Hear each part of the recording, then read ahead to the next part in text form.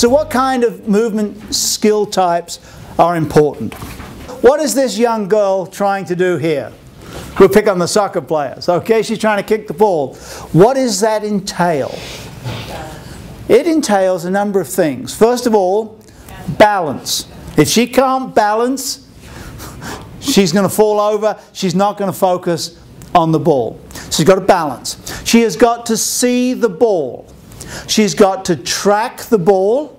And she's got to predict where the ball is going to go. She has got to decide when to start the kicking action so that the foot will get to where the ball is going to be at the same time. That's pretty darn complex, isn't it? Do you know we haven't yet been able to build a computer robot that can do that? It's that complicated. And yet we hope that young children, well, we know that young children will learn to do it quite well. So, activities in which the brain has to track a moving object and make its movements coincide with or intercept those other movements are important kinds of activities for us to do with young children. Second type, spinning. Rotating not just in one direction. In this case, these two Chinese athletes are rotating around an axis sort of front to back.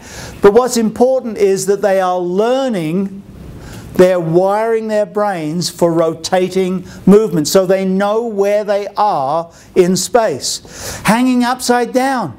Critically important for young kids so that they can orientate themselves better in space and their brains can learn to operate in different orientations. Balance. Probably two types of balance that are really important. One of them is stationary balance, what the first young girl was doing when she was juggling that ball, but also balance when we're moving. Typically called static and dynamic balance. But we want to expose people to balance activities. Spinning, why have I got this one? What's different between this one and the last one? Now she's spinning this way instead of this way, and I bet you can't guess what else I'd like them to do. Spinning this way, so they're actually spinning in all three dimensions. You don't have to be a good athlete to be able to do this kind of rotating, spinning actions. I mean, this would be a very simple way. Swimmers typically talk about feeling for still water. Okay? I have news for them. It's a swimming pool. The water is going nowhere. It's all still in my books. But I don't have the sense to be able to feel that. Because I wasn't exposed to it early enough to have the right sensors in the body. So I think we need to get kids into water early. Because I'm focusing on gross motor skills, I don't want to underestimate the importance of fine motor skills. And so I just put this in here to say, while I'm concerned with the big skills, we also need to make sure that kids do get the fine motor skills, the drawings, the writings, the paintings, etc., the threading, those kind of very fine skills. But they're not the ones that I'm going to focus on today. And eyes. We actually don't do enough to train eyes early so that they are good at tracking. And I've got some programs that I'll share with you later about that. So, in terms of Active Start, what are the key things we've learned? We need a rich environment and physical activity to create brain connections, and as many brain connections as we can create. Three-dimensional movements of the body and object manipulation, moving things, is critically important. The more you do, the more brain connections you create. Exploration, not teaching, is the best way to develop the brain. And I think that's very consistent for the early childhood educators who are here about the way we develop many other kinds of skills. At least 60 minutes a day. Please pay attention. This does not mean from 10 o'clock till 11 o'clock, the 1 hour scheduled activity where we're going to go and do skills. We know a great deal about the way young children learn, and multiple short periods is much better than one long period.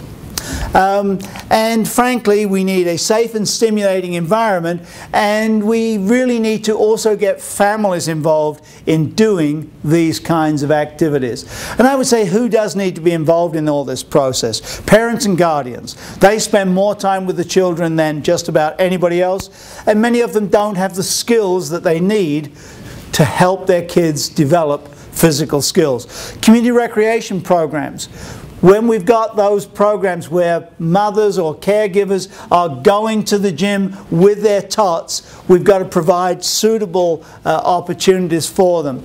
And I think we've got to get preschool and daycare caregivers, and ultimately we need to get the schools at the younger age levels really involved. There are some really good programs out there, and I'm going to share a few with you. Okay, this is one that many of you will know. It comes under a couple of different names, either LEAP or HOP. Okay, well, HOP is Healthy Opportunities for Preschoolers, and LEAP is a BC program, and I believe there's actually been LEAP training here quite recently. The ones that I like probably the most are these ones. They're from New Zealand, a program called Kiwi Kids, and they've done some really nice work. One of the things I really like about this program is to the extent to which they developed it with the Maori Aboriginal community there, and so it is much more multicultural than many of the other activities and programs that we've seen. And you can download these. There are 7 books in the series from www.sparcspark.org.nz New Zealand, and they've got the kind of normal ones, and they're focused on what parents and caregivers can do with very young children in very limited space with very little equipment. So they're very suitable for just about anybody to use. And they've got one, this one's balance, which is about swinging, spinning and rocking. Upper body development. Canadian girls are much less strong in their upper bodies than are many girls from other countries. We do not seem to have the same opportunities for them to climb, to hang, to develop upper body strength compared to their colleagues overseas. Catching, throwing and kicking.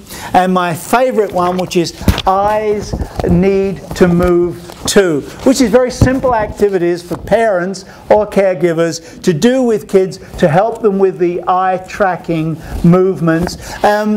These ones probably focus more on the 0 to about 2.5 age group. That HOP program is one which is probably a little higher in age range. Another one that I love, and it wins the prize for the best named program in Canada, is Wiggle, Giggle and Munch. And Wiggle, Giggle and Munch comes out of downtown Winnipeg, and it's different from the other programs because it has a very different focus. This is a parent-driven program. A group of parents getting together to say we need to do something for our kids.